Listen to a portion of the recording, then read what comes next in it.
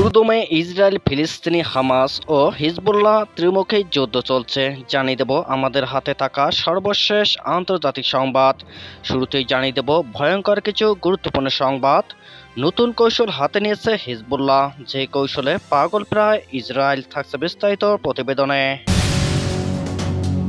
এরপর জানিয়ে দেব আরও একটি গুরুত্বপূর্ণ সংবাদ। আর একটি ইসরায়েলি ড্রোন ভূপাতিত করল হিজবুল্লাহ। থাকছে বিস্তারিত প্রতিবেদনে। আরও জানিয়ে দেব হামাসের ফাঁদে পা দিয়ে বিস্ফোরণে নিহত 4 ইসরায়েলি সেনা। থাকছে বিস্তারিত প্রতিবেদনে। এতক্ষণ শিরোনাম শুনছিলেন, এবার বিস্তারিত।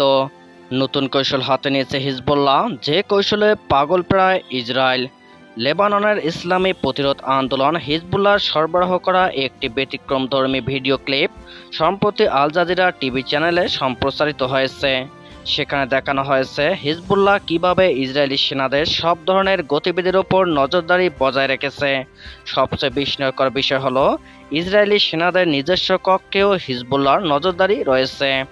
গত 7 অক্টোবর থেকে গাজায় নির্বিচার হামলা শুরু করে দখলদার ইসরায়েলি বাহিনী।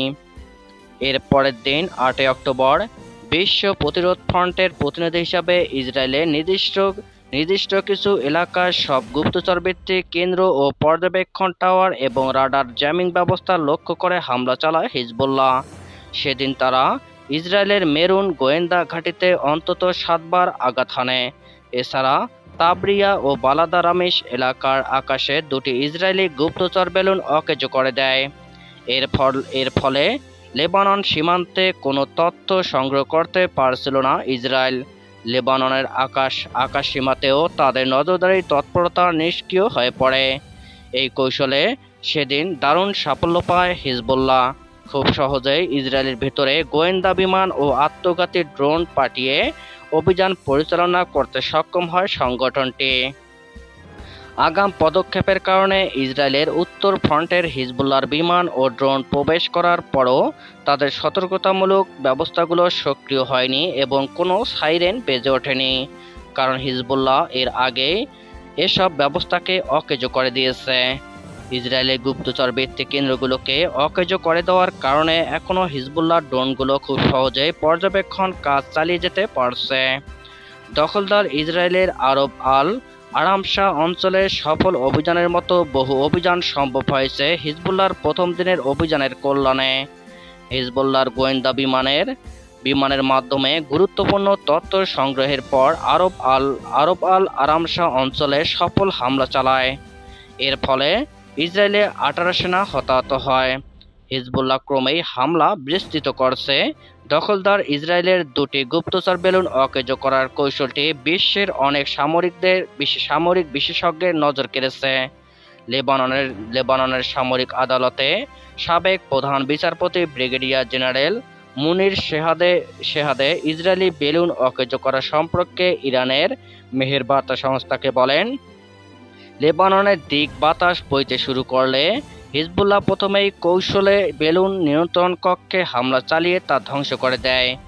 বেলুন অকেজো করার আগেই এই নিয়ন্ত্রণ কক্ষ ধ্বংস করাটা জরুরি ছিল, কারণ এটা না করা হলে নিয়ন্ত্রণ কক্ষ থেকে বেলুনের সব তথ্য মুছে ফেলা হতো।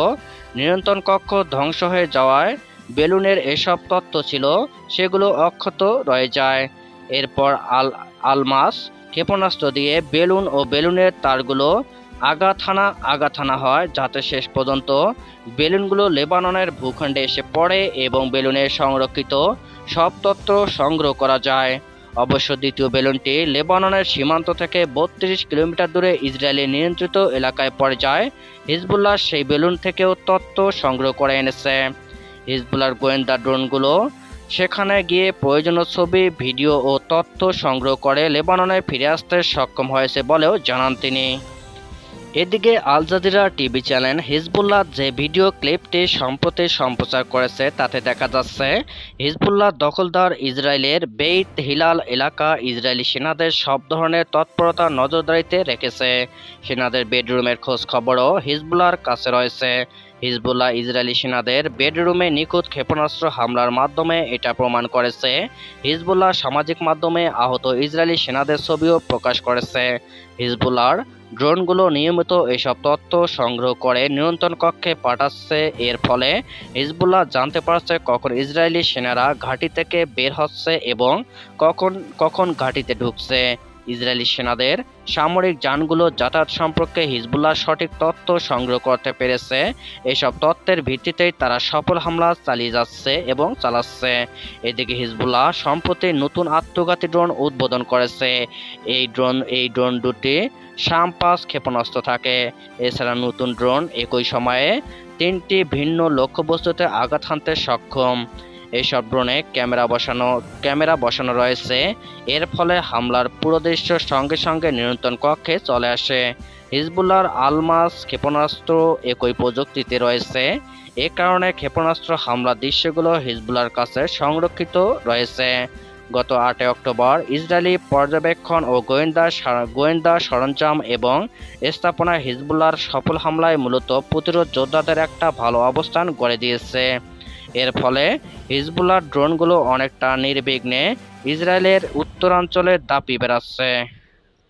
লেবাননের দক্ষিণে আকাশসীমায় অনুপ্রবেশকারী ইসরায়েলের একটি অত্যাধুনিক ড্রোন গুলি করে ভূপাতিত করার দাবি করেছে লেবাননের ইসলামী প্রতিরোধ আন্দোলন হিজবুল্লাহ।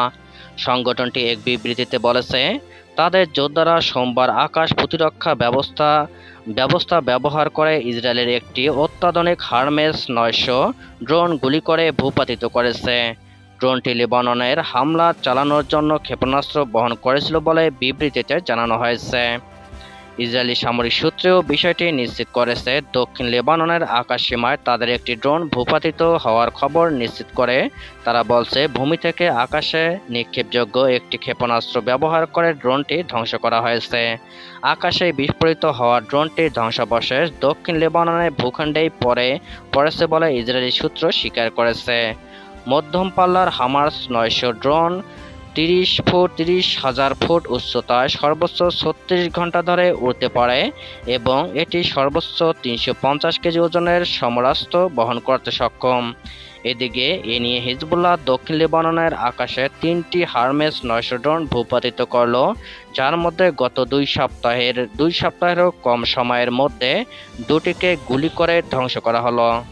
ফিলিস্তিনের গাজার দক্ষিণাঞ্চলীয় রাফায় বোমা বিস্ফোরণে 4 ইসরায়েলি সেনা নিহত হয়েছে। এই ঘটনায় আরও 7 সেনা আহত হয়েছে। তাদের মধ্যে 5 জনের অবস্থা গুরুতর। মঙ্গলবার 11 জুন তাদের পরিচয় প্রকাশ করেছে ইসরায়েলি প্রতিরক্ষা বাহিনী। খবর টাইমস অফ ইসরায়েল। IDF এর প্রাথমিক তদন্ত মতে সোমবার দক্ষিণ গাজা রাফা শহরে একটি ভবনে অভিযানে যান নিহত সেনারা। শুরুতে ভবনের ভেতরে ফাঁদ পেতে আছে কিনা তা নিশ্চিত হতে তারা একটি বিস্ফোরক ছোড়েন। এতে তাৎক্ষণিকভাবে লুকিয়ে রাখা অপর কোনো বিস্ফোরিত না হওয়ায় 2 সেনা 3তলা ভবনটি প্রবেশ করেন, কিন্তু সে সময় লুকিয়ে রাখা বোমা বিস্ফোরিত হলে ভবনে ধ্বংসাবিশেষ কয়েকজন সেনার উপর ধসে পড়ে। পরবর্তীতে ওই ভবনের ভিতরে একটি ভূগর্ভস্থ সুড়ঙ্গ খুঁজে পাওয়ার দাবি করে IDF বলছে, এই ভবনে হামাসের যাতায়াত ছিল। IDF আরও জানায়, নিহত 4 সেনা ছাড়াও আর 7 জন আহত হয়েছেন। তাদের মধ্যে 5 জনের অবস্থা গুরুতর। এ নিয়ে গাজায় হামাসের বিরুদ্ধে স্থল অভিযান শুরুর পর 299 জন সেনা হারালো ইসরায়েল।